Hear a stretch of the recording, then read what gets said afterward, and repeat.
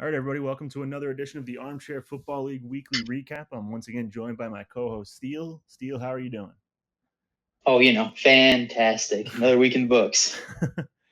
Another week indeed. We're going to jump right in. We're going to talk about our surprise 0-4 team. We've got two of them, but the biggest one is probably the Minnesota Vikings. The NFC North had an interesting week. The Lions, the Packers, and the Bears all pulled even at 2-2. But the Vikings sitting there 2 games behind all three at 0-4. So, Steele, talk us through that loss. It was really, obviously against me, but immediately out the gate, the game was really put on the back foot. Right. First touchdown by Derrick Henry, 50-yarder. It sucks to give up a big play, especially what was probably a screen. And then you immediately throw the pick and another touchdown. Like a game they needed to get some momentum back in to start already on the back foot, sucks. It really sucks. Yeah. So they played well after that. I think that's some good signs that they were able to rally. And I think they basically had the upper hand after that point, probably in yards gained, didn't turn it over again, everything like that. But they lost by the exact margin they gave up in the first 3 minutes of the game. Yeah. So that's just kind of what it is. Just even looking at the stats here for Brock Purdy, 911 yards, 6 touchdowns, but 4 interceptions. And he's been sacked 17 times through the first 4 games of the season. So it's pretty tough to sustain an offense and really get we talked about it, I think last week. They've been unable to really score the football, and you hear a lot of talk about now, like drives that have a sack on it in the real NFL, the scoring chances on that drive plummet. So when you have 17 sacks, it's pretty hard to sustain drives and punch it into the end zone. Yeah, and this has been somewhat of a theme as far as across the league. A lot of negative plays, penalties, sacks, things of that nature that have really killed these teams. But the Vikings just haven't been able to overcome it for a single win so far. Yeah. So they've got to probably emphasize cleaning that up and growing past these kind of early week struggles. You mentioned the entire division does fall to 2-2. So as you're looking forward, at the very least, you don't have 3 games to make up. But in real life, this would be a death sentence. The nice thing for them is they get Cleveland next week, so that's a game where I think you really have to win. If you lose that game and you fall to 0-5 with a loss to the Cleveland Browns, I mean, that's when you really start thinking about, okay, this season might be cooked. But if they can win that game, they get a bye, they get to settle in, and they have a tough game against Philadelphia. But that could be a game where it's like you come out of the bye, you're rested, you've got a win under your belt. Let's get the season back on track, and then you're 2-4, and things are looking up for you. So it's not over yet, but it's definitely they are firmly behind the 8 ball at this point in the season. It's not over yet, but it is approaching over. Yeah. So as we keep mentioning our approaching over, we'll jump to our Thursday night football game, because that was a game we had circled coming into it, a game we talked a lot about beforehand, and pretty much an unmitigated disaster for Seattle. You start good, and that was the thing we'd hoped for, was to start good, and then I walk away, and all of a sudden they're down 20 points. Yeah. Didn't answer 38 straight. The kind of run that does feel like a dagger in your heart from the season. Yeah, I remember announcing that game this week, and it was rough. It was every time they had an opportunity to continue getting back on track after, like you said, a really good start. They pretty much did exactly what they had been struggling with for the first 2 or 3 possessions. And then it was just constantly shooting themselves in the foot. Look at Michael Penix Jr.'s stats right here. Only has 3 touchdowns on the season, but he's got 3 interceptions. He's been sacked 15 times. So he's not horrible, but I kind of mentioned it on the broadcast, is at 0-4, is it getting to the point where you at least have to see what JJ McCarthy can give you in the sim? Yeah, it's definitely there. There's no way around it. It isn't looking great right now. Maybe you just see how this week plays out with Tampa. Kind of play it from 0-5. Stroud's come back from 0-4. Obviously not great, but you can maybe give him one last shot. But it's hard to imagine spending more draft cap on JJ. Yeah. Not rolling him out here pretty soon. I think that's Um, the interesting thing, just real quick, with these 0-4 teams. They both have an opportunity because they're playing teams that we expected to be in the bottom five of the league this year in Cleveland and Tampa Bay. So both of them have an opportunity this week to get back on track. Yeah, so obviously get right week, but we'll stick with the NFC West because the other half of this game made a huge statement. A team that has scored a ton of points, but their defense in this game was very impressive. The way they rallied, right? It started looking like it was going to be either a blowout or a track meet, and it ended up just being a blowout the other way because that defense really answered the call for 2.5 quarters, only allowing a garbage time touchdown. It's the best they've looked thus far this year on defense. So Arizona making a big stand, kind of a little bit of that. They haven't allowed a ton of yards to this point. They showed that, hey, we don't allow a ton of yards. Our points are just a little higher than the yards were. Yeah. This week, I think they got a little, probably the opposite regression. This Bijan did run all over them, but they still score 30 points. And it's very hard to beat a team that scores 30 points every week. Yeah. And then with the it was a big victory for them. You put Seattle, a team that you probably expected to compete with towards the end of the year for a playoff spot.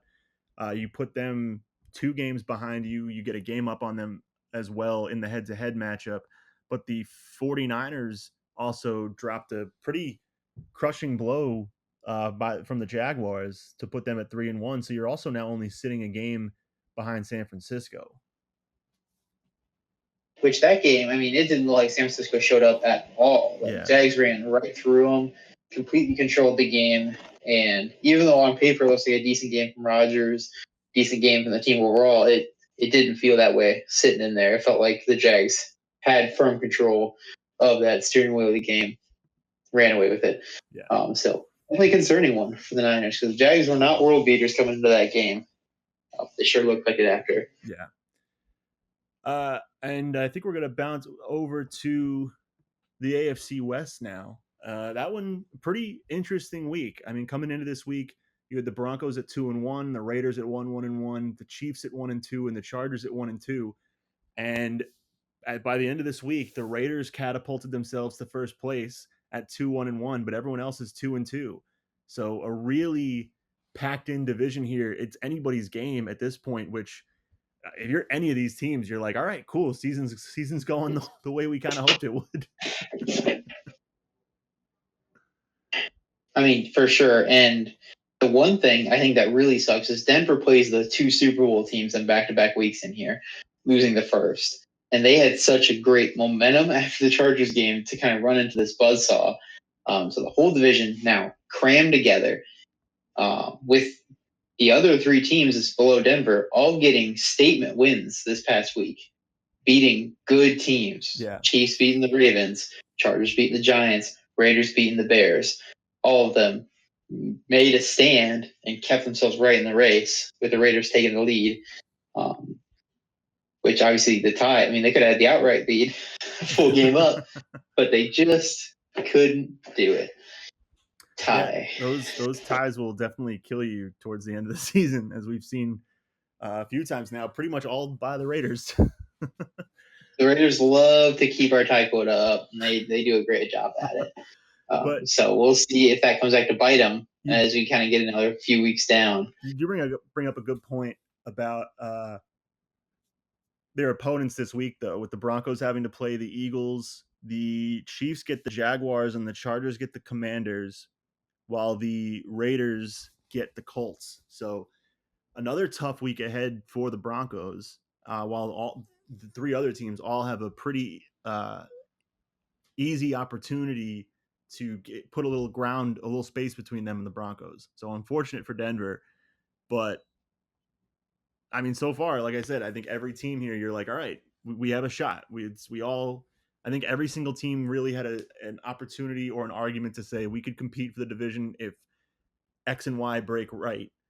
And I think at this point, everyone's pretty satisfied with their season so far. I don't think there's been like a crushing loss. Like, I don't think Denver's too hurt losing to Cincinnati. That's not one that you'd really expect to win coming into the season. They could have, but it's not one that I think you would have favored them in. Yeah.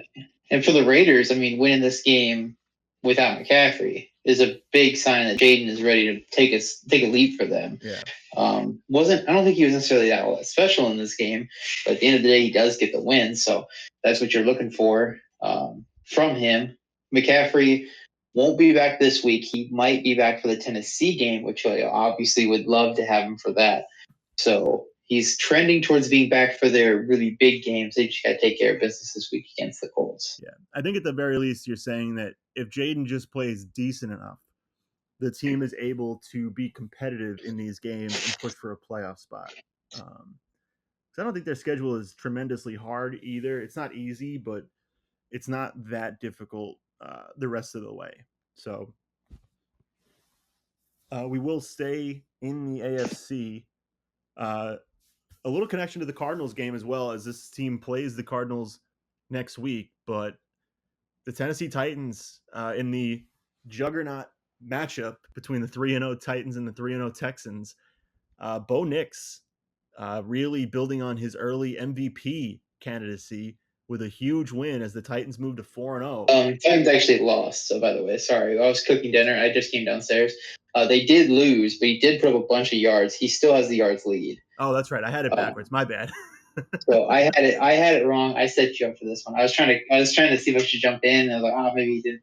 Yeah, Texans do get the win, but Bo Nix still holding on to a 100-yard lead. I think it's a 60-yard lead over Holmes, and ties a touchdown later. So if we start talking about MVP stuff here, which is kind of the segment we're getting into, it's right now it's Nix and Allen at the top of where we're looking for this. The most touchdown scores, best touchdown reception ratios, and most yardage too in that kind of range. Both of these guys really showing out. Tennessee obviously does not pull off the win. Neither of them had particularly a great week last week as far as their pace, but they didn't suck either. Yeah. Obviously, Buffalo managing the win still against the Saints. It's just, it was a huge win for Houston as far as proving that they're going to belong. And obviously, Richardson was really good in that game.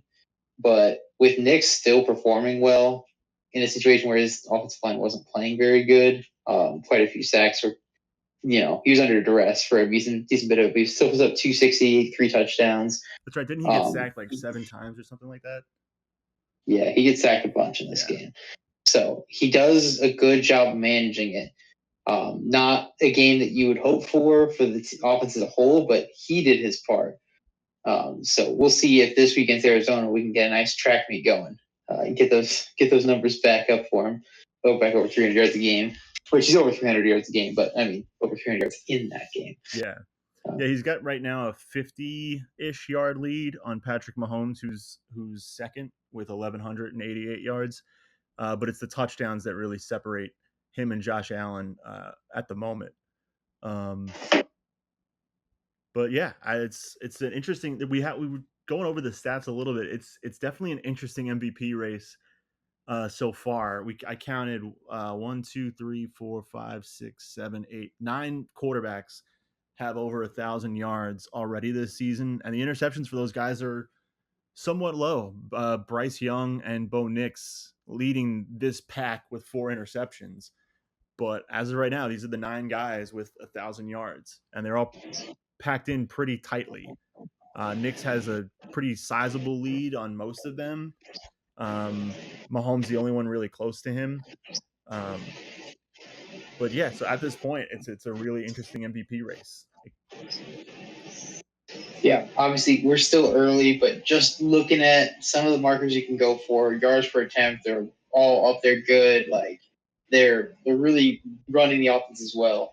And I would just say the best case for Bo Nix is that you don't look at that offense, especially the injuries they've had, as a truly dominant unit. So you're looking at him elevating this more than being carried by it.